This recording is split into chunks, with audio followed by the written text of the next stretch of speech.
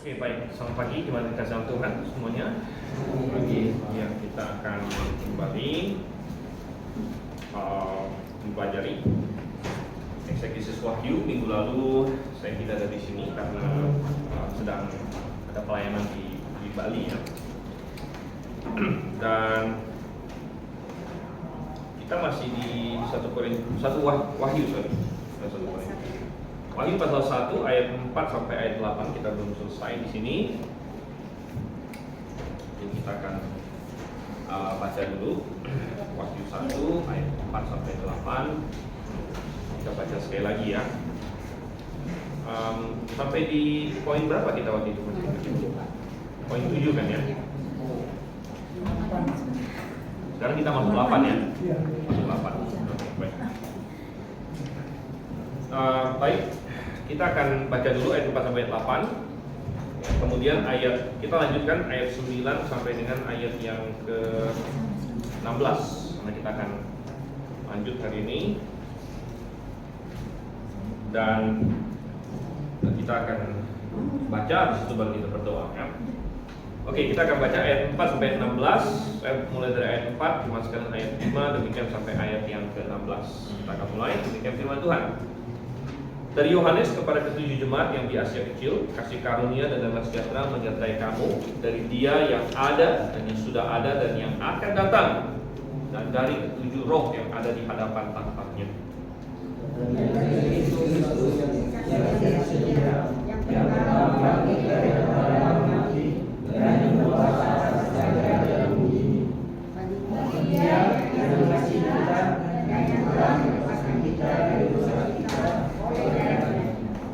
Dan yang telah membuat kita menjadi suatu kerajaan, menjadi imam-imam bagi Allah Bapanya.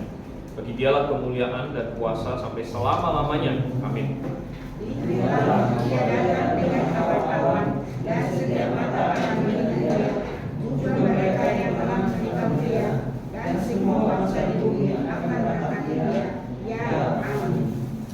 Aku adalah Alfa dan Omega, firman Tuhan Allah, yang ada dan yang sudah ada dan yang akan datang, yang maha kuasa.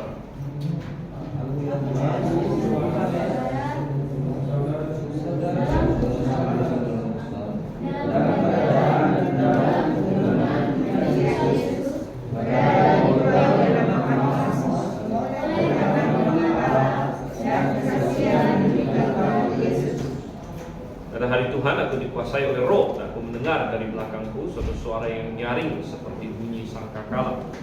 Apa yang kau lihat, tuliskanlah di dalam sebuah kitab dan kirimkanlah kepada ketujuh jemaat ini, ke Efesus, ke Smyrna, ke Pergamus, ke Tiatira, ke Sardis, ke Filadelfia, dan ke Laodikia. Lalu aku berpaling untuk melihat suara yang berbicara kepadaku, dan setelah aku berpaling tampaklah kepadaku 7 kaki dian dari emas.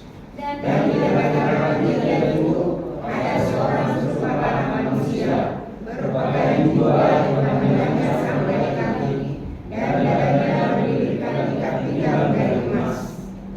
Kepala dan rambutnya putih bagaikan bulu yang putih mentah, dan matanya bagaikan nyala api. Dan dia melihat bagaikan gambar pada anak-anaknya. Suaranya bagaikan sesuai aqua. Dan di tangan kanannya ia memegang ketujuh bintang, dan dari mulutnya keluar sebilah pedang tajam bermata 2, dan wajahnya bersinar-sinar bagaikan matahari yang terik. Kita lanjutkan sampai 20 ya. Ketika api di depan kakinya, sama seperti orang yang mati, tetapi ia mengatakan kepada suku, lalu berkata, jangan takut, aku adalah yang awal dan yang akhir, dan yang hidup. Aku telah mati, namun lihatlah, aku hidup sampai selama-lamanya, dan aku memegang segala kunci maut dan kerajaan maut. Karena itu, segala apa yang telah kau lihat, baik yang terjadi sekarang maupun yang akan terjadi sesudah ini. Dan rahasia ketujuh bintang yang telah kau lihat pada tangan kananku, dan ketujuh kaki dian emas itu. Ketujuh bintang itu ialah malaikat ketujuh jemaat, dan ketujuh kaki dian itu ialah ketujuh jemaat. Oke, kita bersatu dalam doa dulu. Saya minta rehat untuk kita dalam doa. Mari kita berdoa. Bapa dalam surga, terima kasih atas kasih karunia-Mu kepada setiap kami, sehingga kami pada hari ini boleh kembali berkumpul berjemaat meski dengan cuaca yang sedemikian rupa. Kiranya sebelum acara berjemaat kami ingin mempelajari firman-Mu, yaitu kitab Wahyu ya Bapa. Kiranya Engkau yang berkati setiap kami, Engkau yang berikan hikmat kepada kami agar kami semakin mengerti kebenaran-Mu. Kami berdoa di dalam nama Tuhan Yesus Kristus. Amin. Amin. Oke. Baik, kita masih melihat di isian kita yang minggu lalu. Kemudian nanti kalau kita sudah selesai ada isian yang baru yang bisa diambil di belakang, dari ayat 9 sampai 20 ya. Tapi kita masih di ayat 4 sampai ayat 8. Jadi kita kemarin sudah sampai di ayatnya yang ke-7 ya. Enggak, masih di ayat yang ke-6 tapi di poin yang ke-8 kita sekarang ya. Oke. Dan di poin yang ke-8 dikatakan di sini, setelah menjabarkan titel Yesus, ingat titel Yesus itu ada di ayat yang ke-5. Ada 3 titel Yesus yang sudah kita bahas. Itu pertama, dia adalah saksi yang setia. Kemudian yang pertama bangkit atau yang sulung bangkit yang terhormati, prototokos. Dan kemudian selanjutnya adalah yang berkuasa atas raja-raja di bumi. Jadi setelah menjabarkan titel Yesus di poin 8 kita, Yohanes melanjutkan dengan puji syukur seiring mengabarkan karya Yesus bagi orang percaya. Jadi kita mengenai Yesus Kristus, kita perlu tahu 2 hal untuk keselamatan kita. Jadi untuk kita bisa selamat, kita perlu tahu 2 hal tentang Kristus, yaitu siapa Dia ya, dan apa yang Dia perbuat. 2 hal ini penting untuk keselamatan. Minimal kita nggak boleh salah di sini. Yaitu boleh dibilang pribadinya dan pekerjaannya. Tentu bukan semua pekerjaannya, tapi minimal pekerjaannya berkaitan dengan keselamatan, gitu kan? Dan mengenai pribadinya, kita harus paham bahwa Yesus Kristus adalah Tuhan. Ya, kalau Anda tidak percaya Yesus adalah Tuhan, Anda tidak bisa diselamatkan. Itu simple gitu. Kita harus percaya Dia. Itu artinya percaya Yesus gitu. Dan percaya Yesus apa? Gitu kan? Yesus berkata, barang siapa percaya kepadaku, gitu kan? Barang siapa percaya kepadaku. Jadi kita percaya Yesus apa? Percaya Yesus adalah Tuhan. Siapa dirinya di sini. Kemudian yang kedua adalah pekerjaannya. Ya, pekerjaannya itu apa yang dia lakukan. Nah, apa yang dia lakukan di sini dibahas juga oleh Yohanes di sini, yaitu pertama dia mengasihi kita. Bagi dia yang mengasihi kita, dia mengasihi kita. Yesus Kristus mengasihi kita, itu sungguh suatu hal yang luar biasa. Dan dikatakan Kristus mengasihi kita bukan karena kita sudah bagus, bukan karena kita sudah baik. Dia mengasihi kita ketika kita masih berdosa bahkan. Itu adalah kasih yang luar biasa. Kemudian yang kedua adalah dia membasuh kita. Oke, coba perhatikan di ayat yang kelima bagian B-nya, bagi dia yang mengasihi kita dan telah melepaskan kita dari dosa kita oleh darahnya. Nah ini bahasa Indonesia terjemahkan melepaskan karena bahasa Indonesia mengikuti critical text. Dan bagi yang mungkin masih lupa bahwa teks bahasa asli itu ada 2 ya, yaitu TR. TR ini adalah yang dipakai dari zaman-zaman dari dulu orang pakai TR. Lalu tahun 1881 diciptakanlah critical text. Ini diciptakan oleh kaum liberal. Ya, diciptakan oleh kaum liberal CT ini untuk menyaingi TR gitu. Tapi CT ada banyak kesalahan sebenarnya. Jadi kita bilang ini tidak benar ya. CT bukanlah firman Tuhan yang dipelihara. Walaupun ada nggak mengandung firman Tuhan, ada, karena CT dengan TR itu masih sama dalam sekitar 93% sama begitu. Ya. Tapi ada sekitar 7% beda. Nah, 7% berbeda sekitar gitu.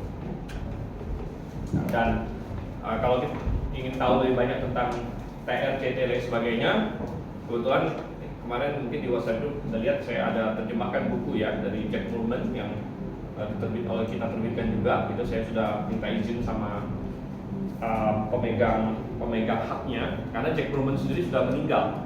Jadi dia sudah almarhum, meninggal belum lama, baru beberapa tahun ini dia meninggal. Jadi ada teman dia yang pegang haknya, saya email dia, boleh nggak saya terbitkan buku Jack Murman di Indonesia? Oke, dia kasih saya izin. Jadi terbitkan buku tentang misalnya beda TR dan CT dan sebagainya, itu ada buku yang terbitkan tetap teguh selamanya gitu ya. Nah, tapi di CT tulisannya melepaskan, ya, melepaskan. Makanya di bahasa Indonesia itu bagi dia yang mengasihi kita dan telah melepaskan kita. Dan melepaskan dalam bahasa Yunani itu dari kata luo, ya, luo. Ini W ini omega ya, kalau bahasa Yunani itu baca O ya, luo. Tetapi dalam TR bukan luo tapi lowo. Jadi hanya beda satu huruf aja gitu.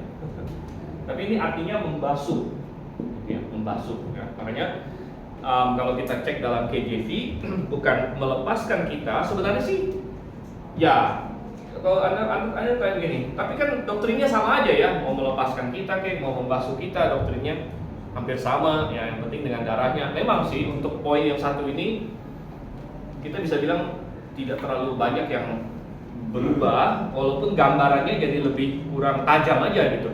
Karena Anda bisa membayangkan kalau ini pakai membasuh, itu kan benar membasuh kita dari dosa kita oleh darahnya. Jadi darah itu kan kayak biasa orang berpikir kalau pakai darah itu kan misalnya ada baju kena darah itu kan jadi kotor mestinya, gitu kan? Nah, misalnya kita mimisan atau ada kena cut di mana, lalu kita berdarah lalu kena ke baju kita, itu kan mestinya kotor.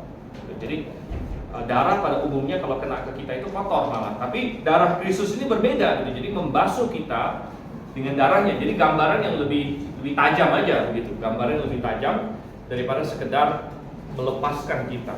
Ya, walaupun secara doktrinal sih kita bilang tidak terlalu banyak sekali yang berubah begitu ya. Untuk poin yang satu ini di ayat yang satu ini, tapi sedikit menggambarkan perbedaan TR dengan CT. Nanti kita akan lihat di dalam kitab Wahyu ini ada banyak perbedaan-perbedaan lain lagi antara TR dengan CT yang akan kita highlight nanti gitu. Oke, jadi itu poin B kita. Ini membasuh kita dalam darahnya. Coba kita bandingkan Wahyu 7 ayat 14 juga. Sekilas Wahyu 7 ayat 14.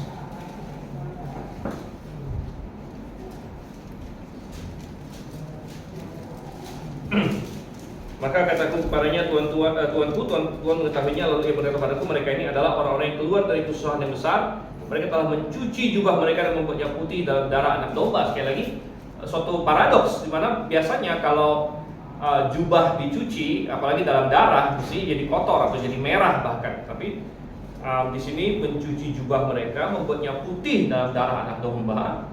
Nah, ini suatu gambaran yang sangat tajam bahwa darah anak domba malah menyucikan gitu, dan membuat putih pakaian kita, yang menggambarkan bahwa dosa-dosa kita sudah dihapus sepenuhnya gitu melalui darah Kristus gitu ya. Oke, pasal 12 ayat 11 juga hampir sama di situ. Kita nggak usah buka terlalu panjang. Oke, kemudian dikatakan CT mengubah ini menjadi melepaskan kita dari dosa kita oleh darahnya. Oke, kembali ke Wahyu 1 di sini. Kemudian apalagi yang Yesus perbuat? Pertama, dia mengasihi kita. Kedua, dia membasuh dosa kita dalam darahnya. Jadi ini bicara mengenai penyaliban dia ya, penyaliban, jadi pekerjaannya. Jadi kalau orang mau diselamatkan, kita harus percaya Yesus itu Tuhan yang menjadi manusia, dan kita harus percaya dia mati secara bagi kita. Bahwa dia berkorban bagi kita, bahwa dia darahnya tercurah bagi kita, begitu. Ya, ini dua ini ya, mungkin kita nggak ngerti teologi lain yang mendalam, tapi dua ini harus dipahami. Siapa Yesus dan apa yang dia lakukan bagi kita, yang minimal itu. Oke. Kemudian C, membuat orang percaya menjadi raja dan imam, ya, menjadi raja dan imam. Ya, perhatikan di situ, itu di ayatnya yang ke-6. Yang telah membuat kita menjadi, nah sekali lagi critical text mengubahnya menjadi kerajaan, mestinya raja-raja dalam bahasa aslinya. Dan ini berbeda ya. Kalau kita dijadikan kerajaan, bisa jadi kita kan rakyatnya doang gitu. Kalau kita rakyatnya doang, itu jadi kerajaan juga gitu. Tapi sebenarnya dalam bahasa aslinya kita dijadikan raja-raja, ya, raja-raja dan imam-imam, raja-raja dan imam-imam. Jadi diubah oleh critical text menjadi kerajaan.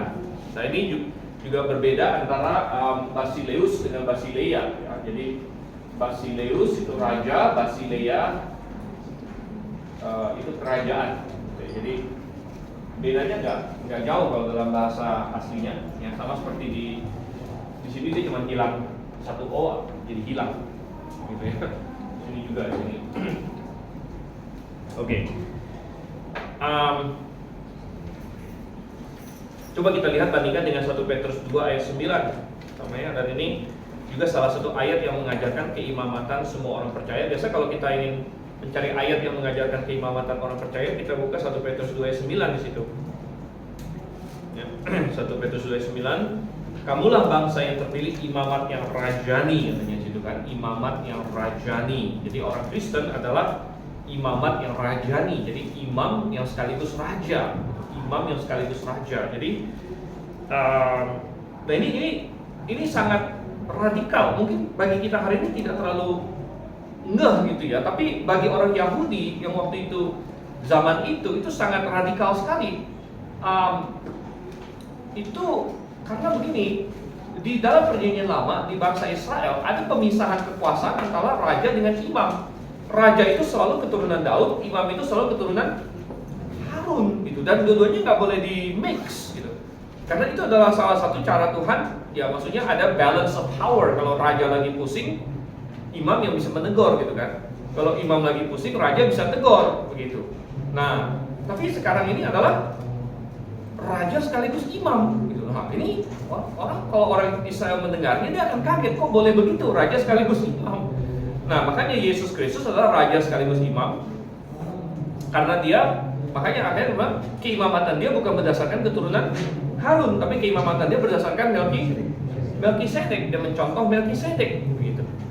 Nah, itu sama radikalnya kalau misalnya di Indonesia ini tiba-tiba ada presiden yang sekaligus ketua DPR sekaligus ketua hakim Mahkamah Agungnya gitu. Loh, kok kayak mau diborong semua gitu. Nah, mestinya nggak boleh gitu kan. Kalau kamu presiden, dia presiden, mana boleh dia presiden sekaligus ketua DPR gitu. Nah, ini kan caranya beda gitu. Tapi ya di Israel kan seperti itu dulu. Kalau raja itu ya keturunan Daud, kalau imam itu ya keturunan Harun.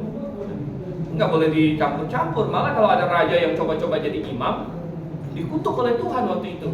Contohnya Raja Uzia, dia berani-beraninya mempersembahkan ukupan. Dan imam-imam pada tegur dia, kamu nggak boleh, ini kerjaan imam.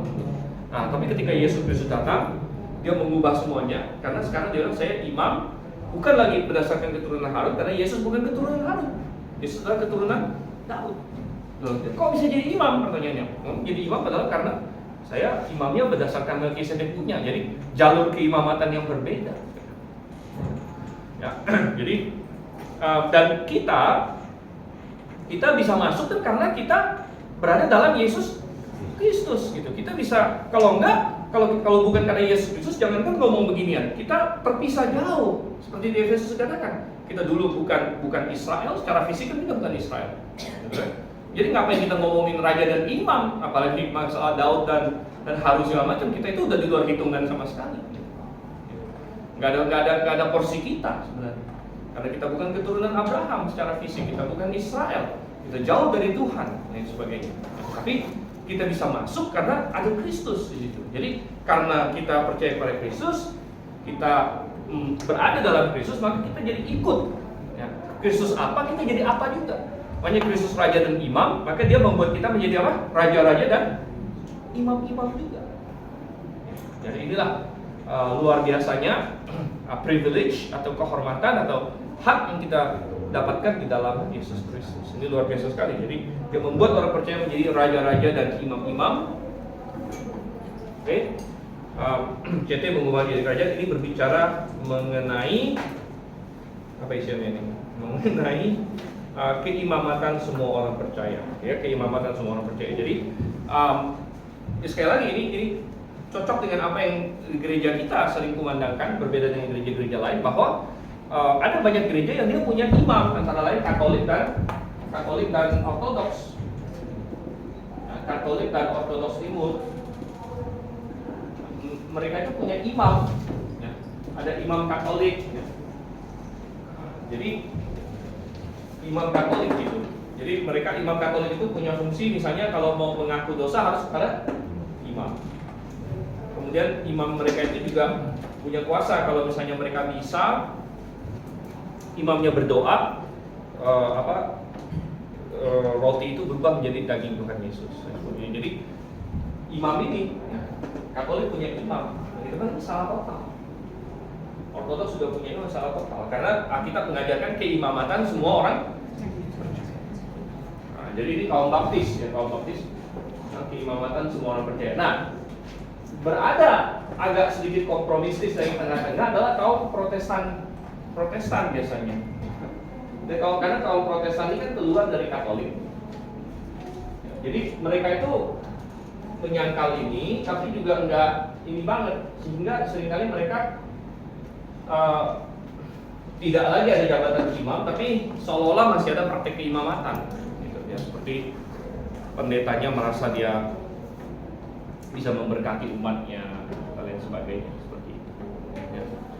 Tapi ini sebenarnya adalah semacam sisa-sisa gitu, sisa-sisa dari mereka keluar dari Katolik. Karena kalau Katolik dan Ortodoks Timur itu benar-benar memang ada imamnya, mereka pakai istilah imam. Ya. Ada imam Katolik. Karena imam Ortodoks. Nah, kalau di Protestan memang sudah nggak pakai istilah imam lagi sih biasanya. Ya. Tapi di banyak gereja kadang-kadang masih ke bawah-bawah sedikit konsepnya, sehingga di akhir kebaktian, ya, pendetanya memberkati umat dan lain sebagainya.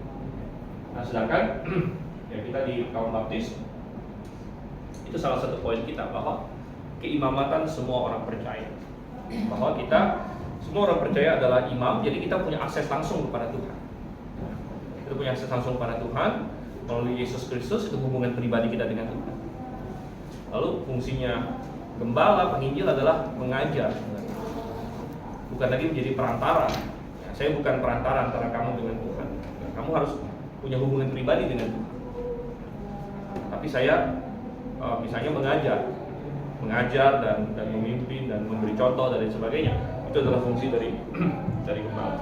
Ya. Oke, masuk di ayat 9, bukan ayat 9, ayat 7, poin 9 kita. Poin 9 ayat 7 kita. Kata lihatlah, karena di ayat 7 dimulai dengan kata lihatlah, katanya itu kan. Lihatlah, ya datang dengan awan-awan. Lihatlah memfokuskan pembaca kepada pribadi sentral dalam kitab ini, yaitu siapa? Yesus Kristus. Karena ini adalah judul kitabnya saja adalah Apokalipsis Yesus Kristus atau Wahyu Yesus Kristus. Jadi pribadi sentral dalam kitab Wahyu dari Yesus Kristus, sehingga lihatlah gitu, menarik perhatian kita kepada Yesus Kristus ini. Yesus Kristusnya tulis saya salah ya, I-nya sedikit terbalik dengan S-nya. Tapi Yesus Kristus yang akan datang kembali berarti sudah pernah datang. Ya, sudah pernah datang. Jadi ini bukan bicara juga mengenai ini ya, mengenai kedatangan yang pertama. Bukan, ini bicara mengenai kedatangan yang kedua nanti. Akan datang kembali dalam awan-awan. Ya, dalam awan-awan. Ya. Dan kedatangan kembali Kristus adalah salah satu tema sentral dalam kitab suci. Coba kita buka beberapa ayat deh. Ya. Kisah Rasul 1 ayat 9.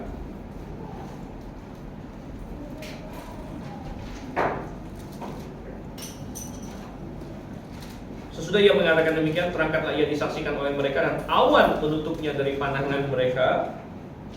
Ayat 11. Ayat 11b, Yesus ini yang terangkat ke sorga meninggalkan kamu akan datang kembali dengan cara yang sama seperti kamu melihat dia naik ke sorga. Jadi waktu dia naik ke sorga ditutup oleh awan, waktu dia datang kembali akan serupa katanya. Jadi akan ada awan juga. Jadi rupanya awan itu sangat banyak dikaitkan dengan kedatangan Yesus yang kedua. Contoh lagi Matius 24 ayat 30.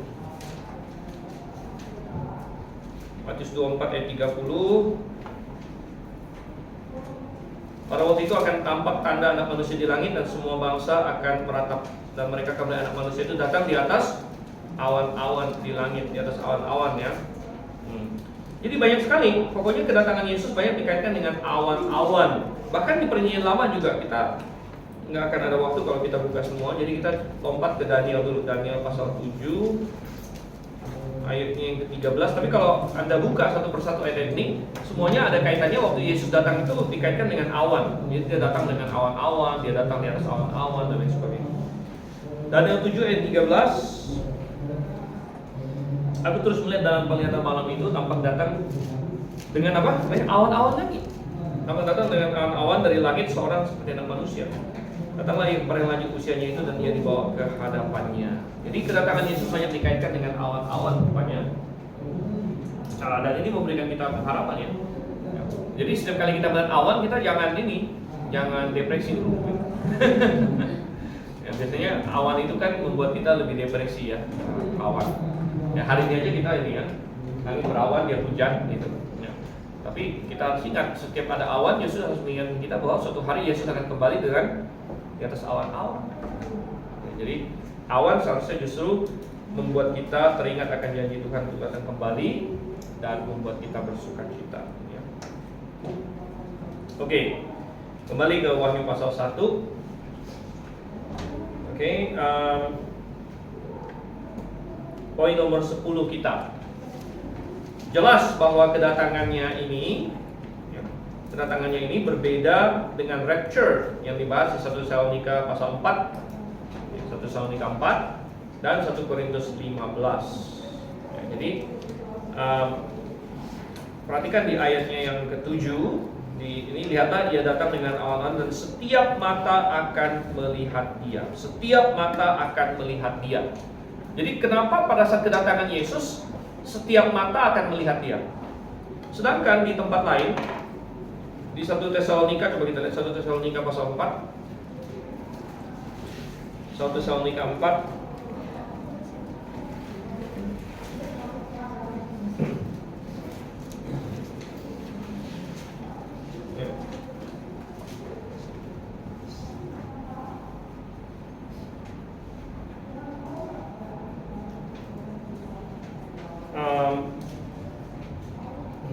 di ayat 17 ini ayat tentang rapture.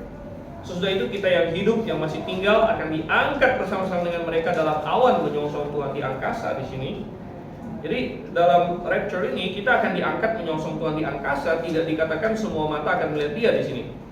Dan kita bandingkan lagi dengan 1 Korintus 15. Kita lihat ya, 1 Korintus 15.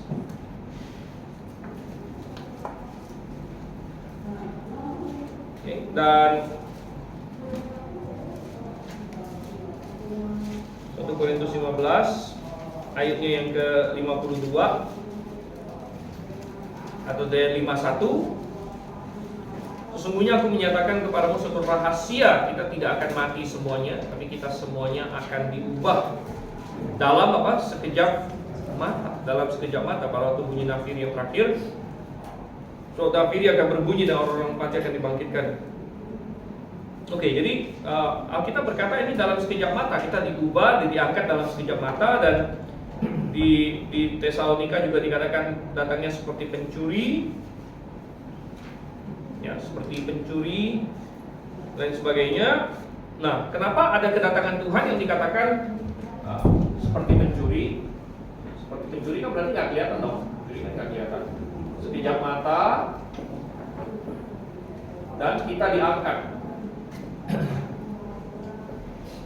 Kemudian ada lagi perikop-perikop firman Tuhan yang mengajarkan bahwa kedatangan Tuhan itu semua mata melihat.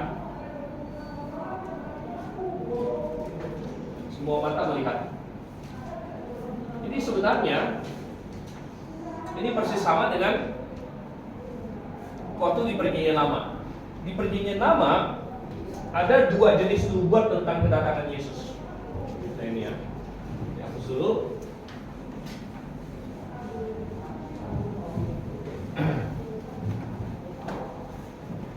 Di Perjanjian Lama ada dua jenis nubuat tentang Yesus Kristus. Satu bahwa Yesus atau Mesias, ya waktu itu belum bilang Yesus. Mesias akan datang sebagai hamba, menderita.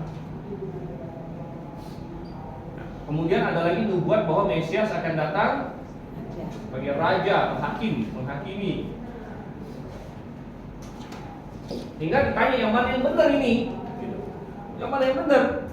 Sehingga bagi banyak orang Yahudi dia pilih-pilih karena dia lebih suka yang ini, ya udah dia bilang ini yang benar gitu. Karena mereka lebih suka Mesias yang sebagai raja, yang menang dan sebagainya. Jadi mereka mengabaikan yang ini. Padahal dua-dua nubuatnya ada.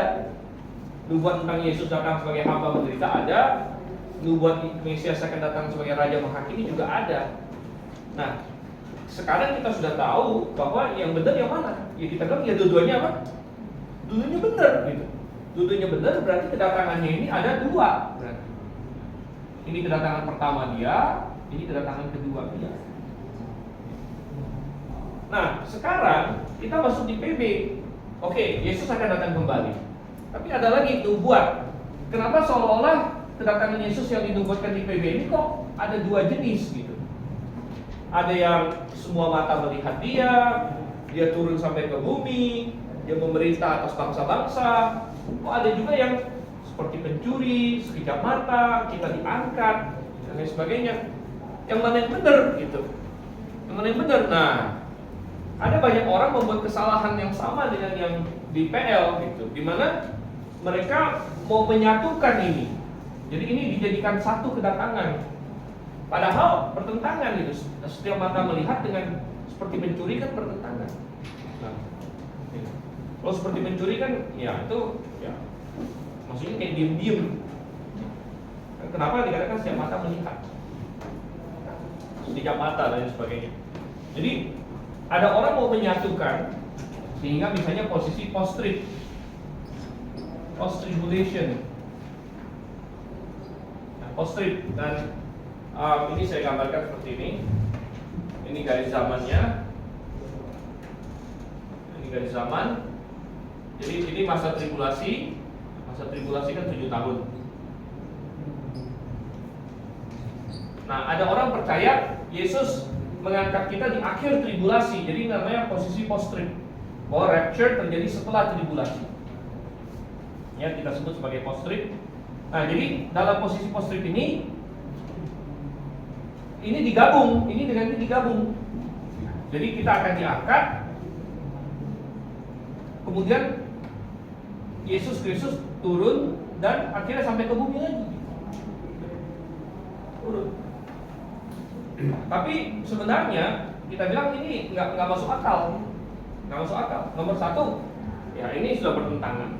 Nomor dua, apa fungsinya kita diangkat? Ini kayak kita naik elevator aja, naik lift gitu. Ini rapture naik lift, saya ledek gitu. Ya. Karena kita diangkat, habis itu langsung turun lagi gitu.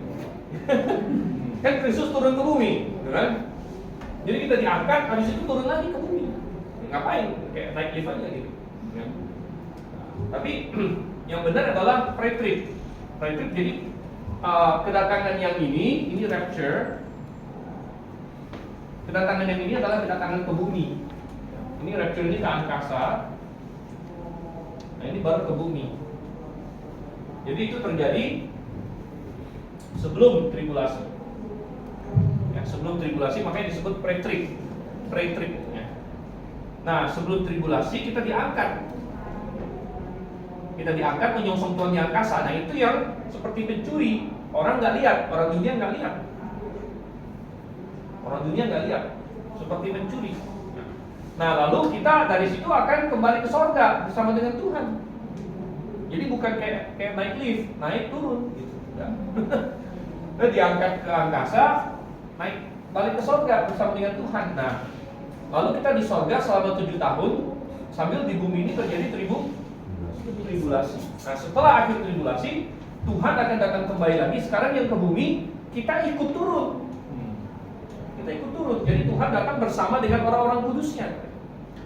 Nah, itu juga menjawab pertanyaan kenapa ada yang kedatangan Tuhan menjemput orang-orang kudusnya, ada kedatangan Tuhan yang bersama orang-orang kudusnya. Itu juga menjawab pertanyaan ini. Ya, karena kedatangan Tuhan ini juga ada 2 fase. Kedatangan Tuhan yang kedua ada 2 fase. Fase yang dia datang ke angkasa saja menjemput kita, dan fase yang dia turun ke bumi. Ya. Oke, jadi kembali ke ya, Pak Toto. Jadi kesimpulannya kedatangan Yesus berapa kali? Waktu sebagai Mesias sekali. Yang sengsara itu. Sebenarnya 2 kali. Karena yang rapture itu nggak benar-benar datang sampai ke bumi, sampai ke angkasa aja, menjemput kita. Ya. Tapi dia belum turun ke bumi lagi. Nanti 3 kali. Ya. 2,5. Ya mau hitung 3 kali juga boleh kan? Ya. Sebenarnya gini, makanya saya bilang yang ke angkasa itu belum bisa dihitung sebagai apa? Ke bumi ya. Datangan kembali. Sebelum rapture. Ya, enggak itu rapture, itulah rapture sebelum tribulasi. Sebelum rapture atau Sebelum tribulasi. Sebelum tribulasi. Rapture itu artinya pengangkatan. Di angkasa. Di angkasa saja. Itu belum bisa dihitung Kita kembali ke bumi. diangkat apa? Iya, diangkat. Jadi tidak akan mengalami rapture. Tidak mengalami tribulasi. Rapture itu pengangkatan itu. Justru kita mengalami rapture. Ya. Mengalami rapture, jadi tidak mengalami tribulasi. Gitu ya. Terus yang ketiga turun lagi. Ya, turun. Nah itu yang benar-benar kedatangan kedua sebenarnya. Itu ngapain dia? Itu datang sampai ke bumi untuk mengalahkan raja-raja di bumi yang memberontak dan antikristus, kemudian mendirikan kerajaan dia. Berarti 3 kali. Ya kalau Bapak mau hitung 3 boleh lah. Ya, Bapak mau hitung 3 boleh. Cuman yang nomor 2-nya itu nggak sampai mendarat ke bumi tapi di angkasa. Terus akhir zamannya ini yang mana? Sebenarnya dari sejak kedatangan pertama sudah akhir zaman. Makanya kita sekarang sudah akhir zaman juga. Berapa rusaknya bumi itu? Ya. Hancur-hancuran itu kan? Ya itu banyak dari tribulasi. Itu setelah Rapture. Ya. itu Yesus datang lagi. Ya itu kan rapture itu kan ini kedatangan dia menjemput. Sebut. Nah setelahnya dia datang turun ke bumi. Jadi kita dijemput kan tidak mengalami Tidak. kerusakan. Tidak. Jadi yang ketiga dia datang pas rusak-rusaknya. Ya pas rusak-rusaknya. Dia betulin lagi. Iya benar. Ya oke ya. Yang kerajaan 1000 tahun kan setelah Iya. habis itu masuk kerajaan 1000 tahun. Di sini masuk kerajaan 1000 tahun. Setelah 1000 tahun. Nah, 1000 tahun nanti kebakaran. ya ada pemberontakan terakhir. Nanti bumi dihancurkan itu, dihancurkan total, ciptakan yang baru lagi. Iblis dilepaskan gitu ya. Hah? Ya iblis dilepaskan. Di akhir 1000 tahun karena di sini dia dikurung. Di awal 1000 tahun dia dikurung, 1000 tahun dan dilepaskan. Oke, kita kembali ke ayat 7 di sini. Lihatlah ia datang dengan awan-awan dan setiap mata akan melihat dia, juga mereka yang telah menikam dia. Mereka yang telah menikam dia berarti baik itu orang Yahudi maupun ini ya, maupun kita sebenarnya. Isian kita udah bagaimana? 10 udah selesai? 11 ya. Semua mata akan memandang dia dan semua bangsa akan meratapi dia. Okay. Matius 24 ayat 30 tadi sudah kita baca ya. Kemudian nah, ya amin gitu, ya amin. Oke. Kita meneguhkan itu di ayat 7. Kemudian ayat yang ke-8. Ayat ke-8 merupakan pernyataan Tuhan Yesus Kristus. Nah, jadi karena ayat 7 sudah bicara soal Yesus Kristus, maka kita percaya ayat 8 yang bicara adalah Yesus Kristus. Yang bicara adalah Yesus Kristus. Ayat 8 merupakan pernyataan Tuhan Yesus Kristus bahwa ia adalah apa? Alfa dan Omega. Apa maksudnya Alfa dan Omega? Alfa adalah huruf pertama dalam bahasa Yunani dan Omega adalah huruf terakhir dalam bahasa Yunani. Jadi Alfa dan Omega itu dengan kata lain mengatakan yang awal dan yang akhir. Seperti kalau kita bilang A dan Z gitu. A sampai Z gitu. A Z. Ya. Alfa dan Omega. Oke. Kemudian B, yang awal dan yang akhir ini hilang dalam CT. Jadi mestinya ada satu frase lagi di ayat 8 ini ya. Aku adalah Alfa dan Omega, yang awal dan yang akhir. Mestinya ada tambahan itu. Ya, dan kita bandingkan dengan Yesaya 48 ayat 12. Coba kita lihat di sini ya. Yesaya 48 ayat 12.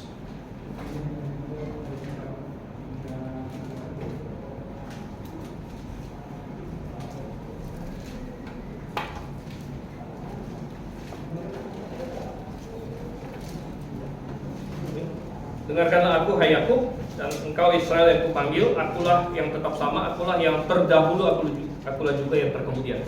Jadi titel yang terdahulu dan yang terkemudian itu adalah titelnya Tuhan, Tuhan Yehova. Dan ketika Tuhan Yesus menyatakan aku adalah Alfa Omega, awal dan akhir, berarti dia menyamakan bahwa dirinya adalah memang Tuhan juga. Jadi ini adalah pernyataan keilahian Yesus Kristus. Oke, kembali ke Wahyu 1 ayat 8. Kemudian juga Tuhan berkata dia adalah yang ada dan yang sudah ada dan yang akan datang, persis sama dengan titel Bapa di ayat 4. Titel Bapa, ingat di ayat 4, titel ini dipakai untuk Bapa. Bapa adalah yang sudah ada, yang ada dan yang akan datang. Nah, titel ini dipakai juga untuk Yesus Kristus. Nah, berarti Yesus adalah dia adalah salah satu pribadi Tritunggal yang dia punya titel yang sama dengan Bapa. Oke. Kemudian yang terakhir adalah yang Maha Kuasa. Wow, ini sudah tidak ragu-ragu lagi, yang Maha Kuasa. Dia adalah yang Maha Kuasa. Dalam bahasa Yunani-nya adalah Pantokrator. Ya, Pantokrator. All powerful. Ya, omnipotent misalnya. Oke, poin A kita semua ini dengan lantang mengumumkan keilahian Yesus Kristus. Kristus sama dengan Yehova di Perjanjian Lama. Sama dengan Yehova di Perjanjian Lama. Dan Yesus Kristus inilah yang dinyatakan dalam kitab Wahyu ini. Dinyatakan dalam kitab Wahyu. Oke, baik. Wow, saya kira kita bakal sempat ini, tapi kayaknya nggak sempat ya. Waktu kita udah mau habis. Tapi boleh diambil. Yang ini sudah ambil belum mana?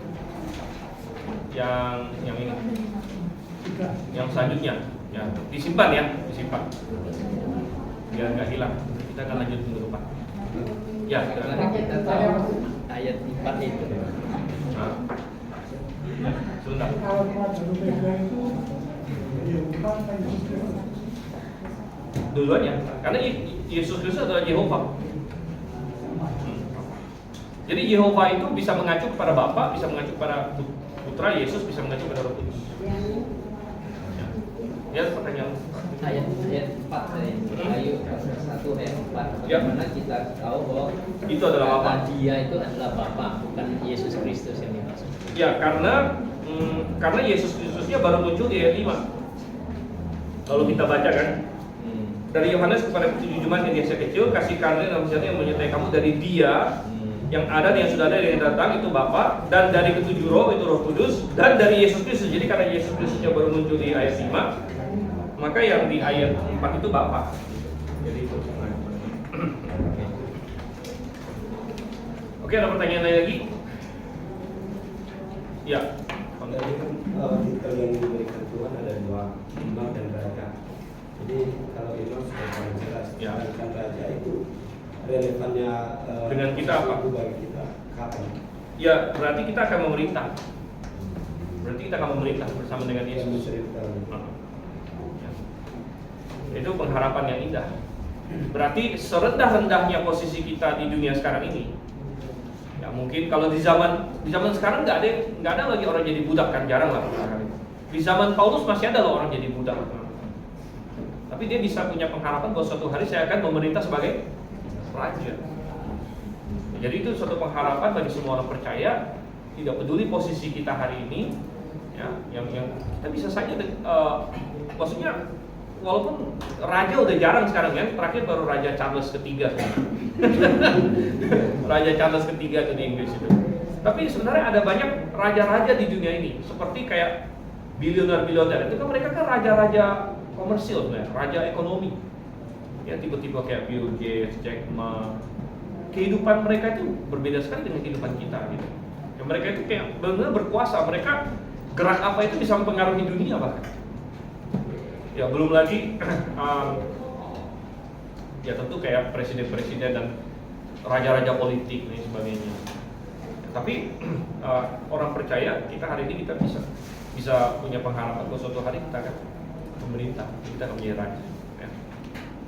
Oke, kita tutup dalam doa. Nanti itu sisanya mau saya simpan karena saya yakin nanti ada yang hilang ke depan. Ya. Jadi jangan sampai habis gitu kan. Oke, kita berdoa ya. Minta Pak Oman di dalam doa. Berdoa. Tuhan, terima kasih Tuhan buat pelajaran firman-Mu. firman Tuhan yang dikerjakan semakin membuat kami ngasih kau Tuhan. Terima kasih Tuhan buat Gembala Stephen yang sudah mengajarkan firman-Mu, yang memberkati dia dan juga sesi keluarga. Sebentar kami mau ke kebaktian Tuhan, biar Tuhan yang memberkati firman. Terima kasih Tuhan. Ini dalam nama Tuhan Yesus kami berucap syukur. Amin. Amin. Oke.